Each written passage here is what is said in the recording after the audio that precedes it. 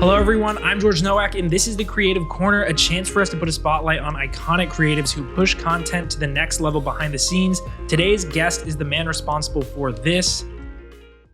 Until near the apex of their strength, a force beyond even their own power began to slay them, one by one.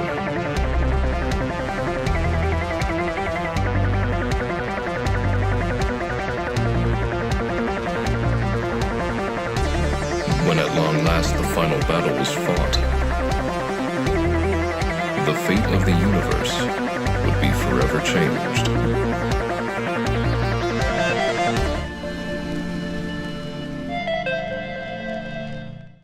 And joining me today is producer and creator of the Smash Brothers and Metagame Documentaries, Travis Samox Beauchamp. Travis, how are you doing today? Man, I'm doing great. Thank you so much. I'm glad to be here. So you're the man behind the Metagame Documentary, and for anyone who hasn't happened to have seen it yet, could you explain to us a little bit more what it's all about? Well, if you haven't seen it, it is my sequel to The Smash Brothers, which is this awesome poster behind me, which is a documentary I made in 2013 about competitive Melee players. And this one sort of takes a look at the scene from 2008 to 2015 and the rise of the 5 gods of Melee. And sort of the inevitable situation when you have a pantheon of gods, there has to be a god slayer, and that would be sort of the climax of the whole thing. So it's kind of an episodic series that follows all the way up till Apex 2015. So I wanted to ask, what was your main motivation to undertake this full 8-part episodic documentary about Smash Bros? Oh, I think a lot of it had to do with the fact that the first one was so well received, and I knew there was a lot of story left to be told. I didn't even touch on, Europe's arguably greatest player. Greatest player, Armada, and his influence on the scene. And there is just a huge amount of important story that didn't get told in the first one. So that kind of started me on the path. So, okay, maybe I start a Kickstarter and see where this one kind of takes me. I also want to just really improve on what I did on the first one. The first one was an experiment for me. I'd never done a project like that before. So, having known what I knew, like learning basically on the fly with the first project, I knew exactly kind of what I wanted to do with the second one, make it a lot more cohesive, get some really nice graphics in there, and kind of show off what I could really do as a creator. I wanted to ask too, so in terms of creative inspiration, is there anyone out there that has inspired or influenced any of your work? Yeah, well, it's funny, I actually don't have a particularly documentarian or journalistic background. I come from, making movies and stuff, and kind of the more narrative background, which I think kind of comes through in my work. My inspirations, though, were from a documentary that I loved, watched voraciously growing up, was Ken Burns' Civil War.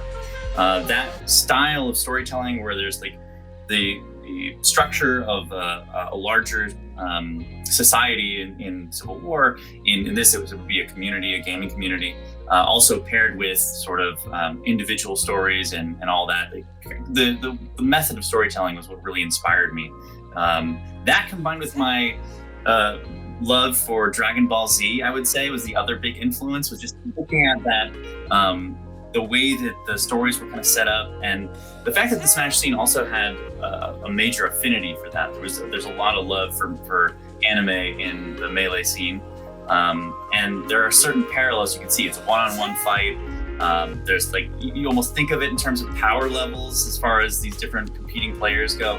Especially when you're looking at regular players, it's just such a engaging way to think about it. So I kind of took those two influences and mashed them together for the Smash Brothers and later for Metagame as well. There's a lot of those same influences. I also wanted to ask if you could maybe walk me through some of the processes and decisions you might have made in relation to creating the Metagame documentary. Yeah, well, the Metagame, I actually had an interesting sort of choice, because it was. I'm sort of covering an era that I was in this time. With the Smash Brothers, I was sort of recapping. It was much more historical. I could kind of go back and look at, collect archival footage.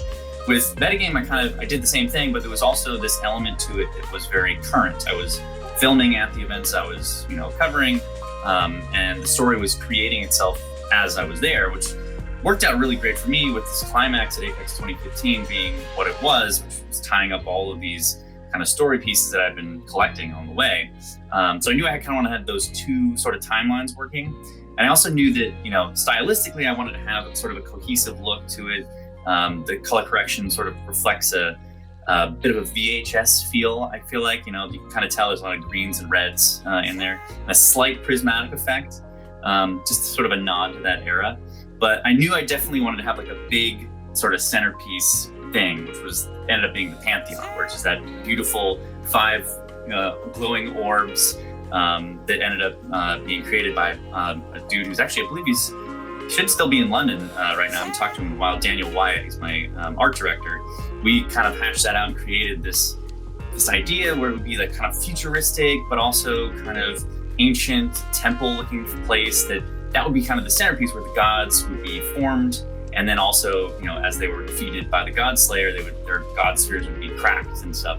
So that was kind of anchored the whole thing. That was a really kind of a nice thematic through line through the entire series that you could be centered at.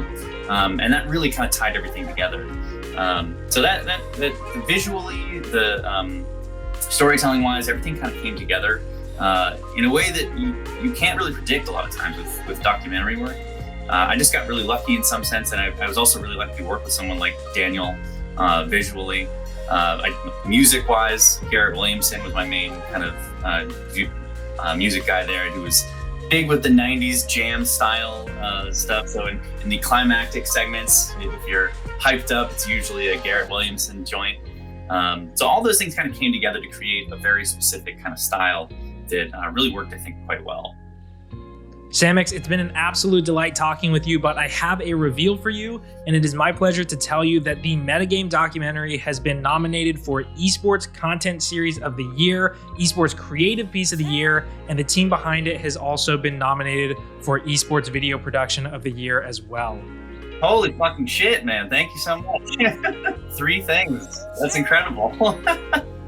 Congratulations once again. It is truly deserved. The documentary is incredible. If you haven't seen it yet, go and check it out. It will not disappoint you. Samox, it's been an absolute pleasure talking to you today. Awesome. I'm humbled and I'm amazed. I'm really kind of speechless.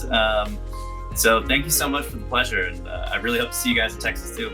And thank you all for watching this edition of the Creative Corner.